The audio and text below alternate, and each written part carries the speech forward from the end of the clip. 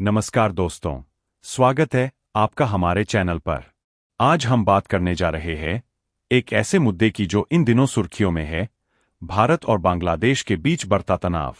बांग्लादेश में दिन दहाड़े जलाया गया हिंदू मिनॉरिटी को युवक का नाम दीपू चंद्र दास है, जिसको पहले बांग्लादेशी मुसलमानों मेजोरिटी ने पहले मार मार के अधमरा कर दिया और जलाया, और फिर जलाते हुए उसके शरीर को बस से बांध के सड़कों में जलता हुआ घुमाया और फिर ढाका ले जाके उसे दोबारा जलाया गया। जी हाँ दोस्तों, आपने सही सुना, एक इंसान को जलाने के बाद दोबारा से जलाया गया, यानी कि दो बार दीपू को जलाया गया। दीपू के साथ ऐसा करने का कारण यह बताया जा रहा है कि दीपू ने अपनी भाषा से मुस्लिम धर्म को और प्रोफेट मोहम्मद को इंसल्ट करने की कोशिश की। क्या आप जानते हैं कि दोनों देशों के रिश्ते, जो कभी दोस्ती की मिसाल थे, अब संकट की कगार पर पहुंच गए हैं। शेख हसीना की सरकार गिरने के बाद मोहम्मद यूनुस की अंतरिम सरकार ने क्या क्या किया जो रिश्तों में दरार डाल रहा है। अल्पसंख्यकों पर हमले, सीमा पर गोलीबारी और कूटनीतिक बयानबाजी, सब कुछ डिटेल में बताऊंगा। दोस्तों, भारत और बांग्लादेश के रिश्तों की नींव 1971 के मुक्ति संग्राम में पड़ी थी। उस समय भारत ने पाकिस्तान के खिलाफ बांग्लादेश की मदद की और लाखों शरणार्थियों को शरण दी। शेख मुजीबुर रहमान की हत्या के बाद उनकी बेटी शेख हसीना ने 2009 से 2024 तक बांग्लादेश पर शासन किया।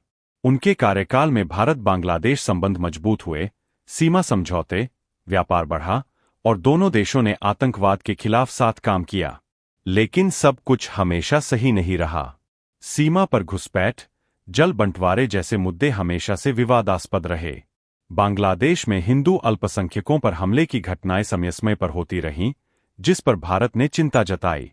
फिर आया 5 अगस्त 2025 का वो दिन, जब छात्र आंदोलनों के चलते शेख हसीना की सरकार गिर गई। हसीना को भारत में शरण लेनी पड़ी और मोहम्मद यूनुस की अंतरिम सरकार बनी। यहीं से तनाव की शुरुआत हुई। यूनुस सरकार ने हसीना को तानाशाह कहा और भारत पर आरोप लगाया कि वो हसीना को समर्थन दे रहा है। दोस्तों, ये राजनीतिक बदलाव ने दोनों देशों के रिश्तों को उलट-पुलट कर दिया। अब आते हैं हालिया घटनाओं पर। अगस्त 2025 के बाद से बांग्लादेश में अस्थिरता बढ़ी। छात्र नेता शरीफ उस्मान हादी की हत्या ने आग में घी डाला। 19 दिसंबर 2025 को मास्क हमलावरों ने हादी को गोली मार दी, जिसके बाद पूरे बांग्लादेश में हिंसा भड़क उठी। प्रदर्शनकारियों ने भारत विरोधी नारे लगाए और भारत पर हादी की हत्या का आरोप लगाया। DW न्यूज के मुताबिक ये हत्या ने भारत बांग्लादेश तनाव को और बढ़ा दिया। भारत ने 17 दिसंबर को बांग्लादेश के हाई कमिश्नर को समन किया और अल्पसंख्यकों की सुरक्षा पर चिंता जताई। भारत का कहना है कि बांग्लादेश में हिंदू मंदिरों पर हमले बढ़े हैं और यूनुस सरकार अल्पसंख्यकों की रक्षा नहीं कर रही। शेख हसीना, जो अब भारत में है, ने यूनुस सरकार को दोषी ठहराया। उन्होंने कहा, ये तनाव पूरी तरह यूनुस की वजह से है। उनकी सरकार अल्पसंख्यकों पर हमले रोक नहीं रही और भारत विरोधी बयान दे रही है। बांग्लादेश ने पलटवार किया। उन्होंने भारत के बयानों को दुर्भाग्यपूर्ण बताया और कहा कि भारत हिंदू अतिवादियों के प्रदर्शनों को रोक नहीं रहा। नई दिल्ली में बांग्लादेश हाई कमीशन के बाहर प्रदर्शन हुए, जहां लोग हिंदुओं पर अत्याचार के खिलाफ नारे लगा रहे थे। बांग्लादेश ने आरोप लगाया कि भारत ने इन प्रदर्शनों को अनुमति दी, जो सुरक्षा के लिए खतरा है। भारत ने इसे गलत प्रचार बताया। सीमा पर भी तनाव चरम पर है। 20 दिसंबर को सिलहट बॉर्डर पर BSF ने 2 बांग्लादेशी युवकों को गोली मार दी, जिसे बांग्लादेश ने अकारण हमला कहा। ये घटना घुसपैठ की कोशिश के दौरान हुई, लेकिन इससे दोनों देशों के बीच विश्वास और कम हुआ। सोशल मीडिया पर देखिए, एक्स, ट्विटर पर पोस्ट्स की बार है। एक यूजर ने लिखा, यूनुस सरकार भारत विरोधी तत्वों को बढ़ावा दे रही है, जबकि दूसरे ने कहा, भारत की चुप्पी हिंदुओं के लिए अन्याय है। दोस्तों, ये तनाव सिर्फ कूटनीतिक नहीं, बल्कि आर्थिक भी है। भारत बांग्लादेश का सबसे बड़ा व्यापार साझेदार है, सालाना $12 अरब का व्यापार। लेकिन अब वीजा सेंटर बंद हो रहे हैं। जैसे चट्टोग्राम में भारतीय वीजा सेंटर ने सुरक्षा कारणों से सेवाएं रोक दी। इस तनाव के क्या प्रभाव है? सबसे पहले, बांग्लादेश में हिंदू अल्पसंख्यक खतरे में है। ह्यूमन राइट्स वॉच की रिपोर्ट्स बताती है कि 2025 में अल्पसंख्यकों पर हमले बढ़े, मंदिर तोड़े गए, संपत्तियां लूटी गईं।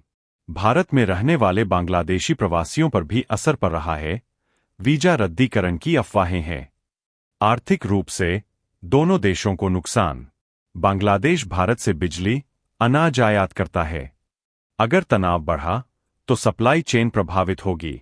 सुरक्षा के लिहाज से सीमा पर तनाव से आतंकवाद का खतरा बढ़ सकता है। पाकिस्तान और अमेरिका जैसे देश इस अस्थिरता का फायदा उठा सकते हैं।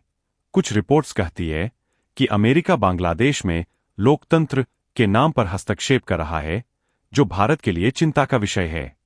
भारत की तरफ से मोदी सरकार चुप्पी साधे हुए है, लेकिन पीछे से कूटनीतिक प्रयास जारी है। विपक्ष आरोप लगा रहा है कि सरकार हिंदुओं की रक्षा में नाकाम है। बांग्लादेश में यूनुस सरकार पर दबाव है कि वो चुनाव कराए, लेकिन बीएनपी नेता तारिक रहमान की वापसी से और अस्थिरता हो सकती है। दोस्तों, क्या ये तनाव कम हो सकता है? हाँ, अगर दोनों देश बातचीत करें। भारत ने हमेशा पड़ोसी पहले की नीति अपनाई है। यूनुस सरकार को अल्पसंख्यकों की सुरक्षा सुनिश्चित करनी चाहिए और भारत को प्रदर्शनों पर काबू पाना चाहिए। अंतर्राष्ट्रीय संगठन जैसे सार्क या यूजन मध्यस्थता कर सकते हैं। भविष्य में अगर बांग्लादेश में स्थिर सरकार बनी तो रिश्ते सुधर सकते हैं। लेकिन अगर हिंसा जारी रही तो युद्ध जैसी स्थिति नहीं, लेकिन आर्थिक प्रतिबंध या सीमा बंदी हो सकती है। भारत को अपनी सॉफ्ट पावर, जैसे सांस्कृतिक आदान प्रदान, का इस्तेमाल करना चाहिए। तो दोस्तों, भारत बांग्लादेश तनाव एक जटिल मुद्दा है जो राजनीति, सुरक्षा और मानवाधिकारों से जुड़ा है। हमें उम्मीद है कि दोनों देश शांतिपूर्ण समाधान निकालेंगे। आप क्या सोचते हैं? कमेंट में बताएं, क्या भारत को सख्त रुख अपनाना चाहिए? अगर वीडियो पसंद आया तो लाइक करें, शेयर करें और सब्सक्राइब करें। अगले वीडियो में मिलते हैं किसी नए टॉपिक पर। धन्यवाद। जय हिंद।